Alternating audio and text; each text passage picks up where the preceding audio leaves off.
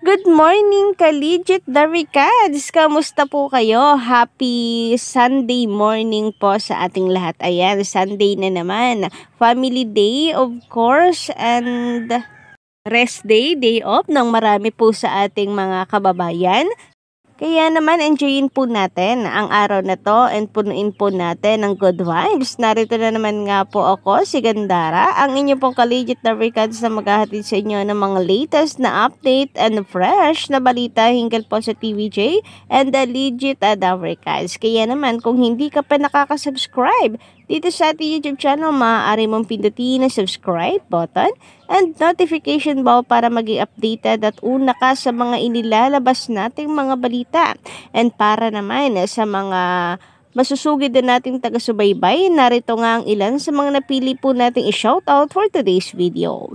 So, narito po si Sir Ed Tamayo, shoutout. Hello Ma'am Gandara, watching po The Legend Plea from San Francisco, California. Ayan, ang layo naman po ng inyong kinaroroonan. Anyway, ano po ba ngayon sa inyo? Umaga? Hapon? So, shoutout po sa inyo dyan sa San Francisco, California. Ganon din po mga Kaligit Daricads dito kay Miss Mel Barogo. Shout out po sa inyo watching from Singapore daw. Ayan, grabe nga naman po ang supporters ng TVJ ay kung saan lupalo po ng mundo naroroon. So, sa lahat ng mga nasa ibang bansa, team abroad, shout out po sa inyo. Of course, ganun din po dito kina Sir Norberto Agi na magandarang umaga, shout out. Sherwin Salvador, shout out. Denzel Washington, shout out. Tomas Gonzalez, shout out. Sir JM and Anna Red Lady, magandarang umaga. Sir Rodolfo Bautista, Gemma 473, Sir Ramoncito Villanueva, April Cordero, Lito Ochoco, and Jaidea Valenzuela.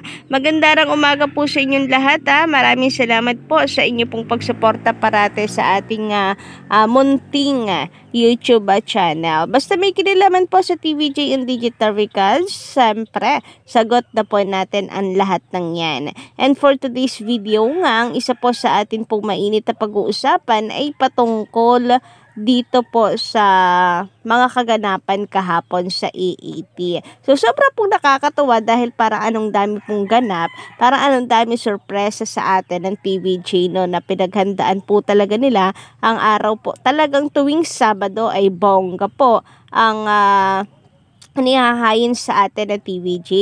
Kaya naman maraming salamat sa effort ng TVJ na kumbaga araw-araw mas pinipili po nila na maging mas better,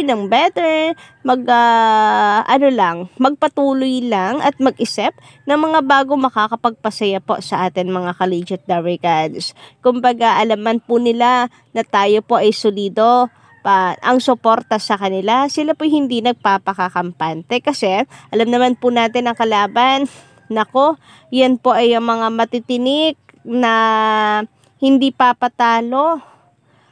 Talagang mga greedy ang mga ito para lamang talunin ang TVJ.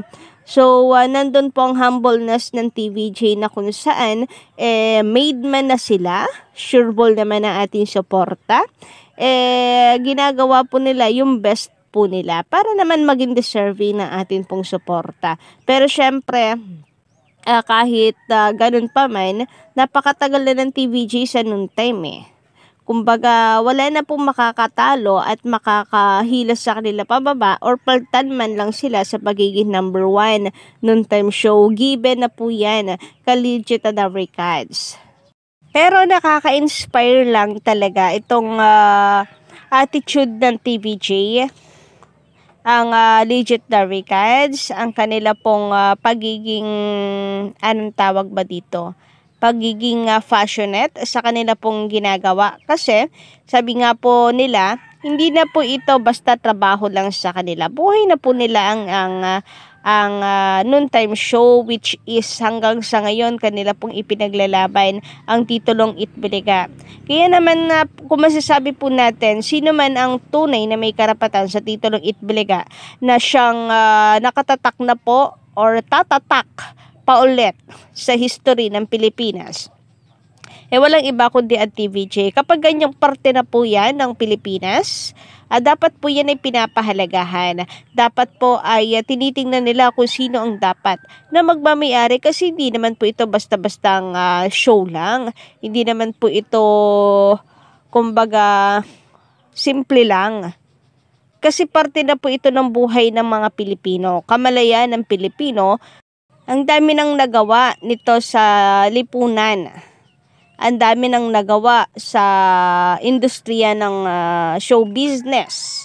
Kumbaga, malaki po ang naging ambag nito.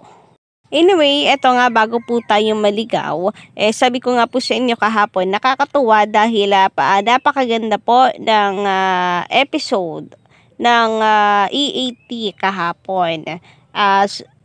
Kaya hindi po nakapagtataka na yan po ay kukuha po ng mataas na ratings, kasi kaabang-abang naman po talaga ang mga kaganapan at magiging kaganapan every Saturday. And knowing din naman po na marami pong tao ang nanonood pag Sabado, kasi yung iba day off, yung iba pahinga po sa trabaho, di ba? Yung iba naman wala pong pasok sa school. So mas marami po talaga kasi weekend po ito.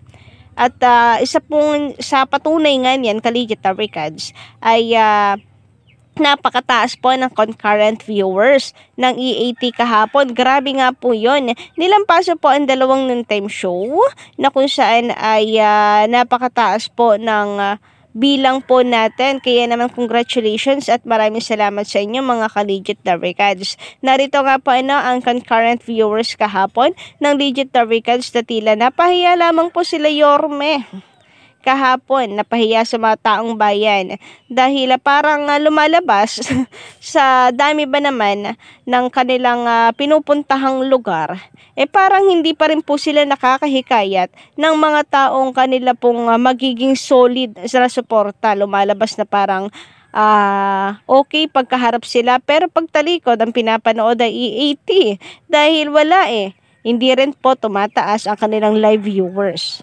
At pati na rin po ang TV ratings. Siyempre, sa dami ba naman pinuntahan nilang lugar na after po nang sila ay magsimula ng G sa Gedli. Dapat po yan nakakakuha na sila ng mga supporters, pero tila wa-effect pa din. Narito nga po sa ulat ng Legit Records sa Twitter. So, credit sa iyo. Maraming salamat sa pag-update. So, ang EAT po concurrent viewers, pinagsama po ang Facebook at YouTube. And uulitin ko lamang po sa inyo, kulang po ito dahil isang Facebook lang tila ang kanyang isinama. So, 125K. Pero kung isasama pa po natin ang isa pang Facebook, ay magiging na yan, 135K, di ba? Napakataas. Ang It Showtime naman ay meron pong 116.5 thousand na viewers. So, mas mataas pa rin po ang EAT. Samantalang ang Itbulaga ng G sa Gedli ay meron lamang pong 2.43K. Sa tatlong YouTube channel neto, ang Itbulaga po ang may mas maraming subscribers. Kasi 5 million po yan. Ang sunod naman po, 12:30 p.m., ang EAT ay may 113K. Ang Showtime po ay 106.8K. And then, ang Itbulaga ay 2.17K lamang. Dito, as of 12:30, masasabi po natin na mas mataas pa rin po ang concurrent viewers po ng TVJ, FB at YouTube nitong September 16, 2023. Kahapon po yan, araw ng Sabado. Kaya naman congratulations! So, panalo na po tayo sa TV ratings, panalo pa rin po tayo maging sa online views. Kaya naman, congratulations po sa ating lahat. Samantala, sabi naman po dito sa komento ni si J Bao, shoutout. Pwede po ba mademanda yung mga yan? Gaya-gaya ng segment. Walang kapagod-pagod ang mga utak nitong tape bulagta. Lahat na lang gustong gayahin. Kaya di sila tinatangkilik ng mga tao kasi lahat na lang gustong gayahin. Talagang ginampanan na nila yung pag-fake bulaga nila. Ay naku, yan pong bagay na hindi po natin sigurado or sure since binago naman po nila yung title. And yun lang. marahil magandang katanungan ito para po kay Attorney Buko. Pero siguro hindi na mag-aaksaya pa sa ngayon ng panahon ang TVJ kasi yan naman pong lahat ng mga yan ay susunod na po after na matapos po ang kaso nila sa titulo po na Itbulaga. Asahan po ninyo na kapag tapos po ng kaso niyan, ng main case na yan, sunod-sunod na po yan, under na po yan ng main case nila. At syempre, yung na rin, yung sa IPO na rin na registration ni Joey De Leon for entertainment services. Sana po yan ay kanila rin na kumbaga ay mapayagan na, maaprubahan na po ng IPO para naman mayroon na po dahilan para po gamitin na ng TVJ ang Itbulaga na titulo. Kasi sa kanilang dalawa, kapag napayagan po si Joey De Leon for entertainment, TVJ ang may-ari at TVJ po ang may karapatan na mag-live. Kasi merchandising yung kabila, ang TVJ Entertainment. So napakalinaw. Ayun naman sa komento ni Sir Roy Misiano Mogol, nako gagawa talaga ng paraan ang taping para lang maipanalo. Lalo na yung abogado ng mga halusos gagawa ng paraan para lang maituwid nila ang baluktot sa mali nilang pamamaraan. Lahat gagawin kaya kahit ano na lang ang kanilang inilalabas na resibo. Gawin na nilang lahat at hindi na magtatagal, mawawala na yung fake Bulaga at may babalik na sa TVJ ang lahat ng inangkin ng mga halusos, pati yung mga natitira pa sa kanilang mga sponsor. So, yun nga po ang mangyayari niyan, laban kung laban talaga. Kaya parehas po na partido ay talagang gagawin po ang lahat para sila po ang manalo. Kaya asahan po natin na talagang hindi lamang po patalinuhan ito. Patatagan din po ng sikmura ito, Collegiate Darvicans, ang labanan na ito dahil wala pong magpapatalo sa dalawang partido na yan. Siyempre ang partido po natin ay nasa TVJ. So, asahan po natin na ang labanan na ito ay talaga namang matindi. Matindi ang salpukan na gagawin.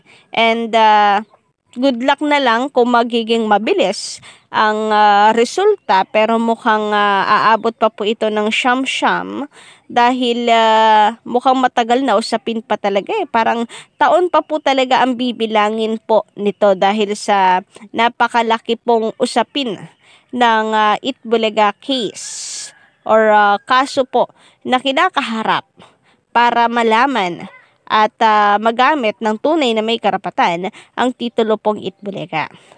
So, yun lang po muna ng update natin ngayong umaga, Collegiate Darvicans. Happy Sunday po ulit sa ating lahat. And don't forget to click the subscribe button and notification bell for more updates.